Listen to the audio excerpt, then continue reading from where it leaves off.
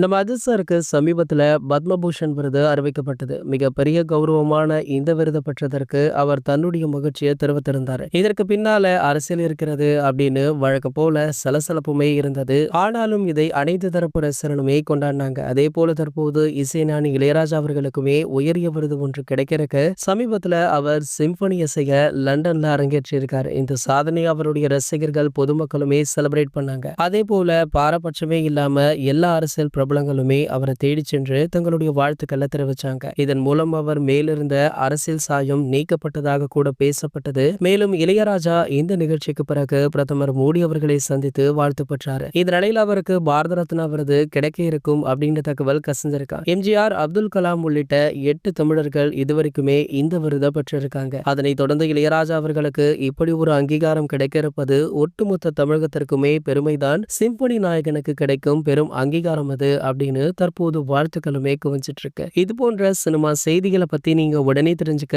நம்மளுடைய அது 360 சேனலை மறக்காம சப்ஸ்கிரைப் பண்ணிக்கோங்க.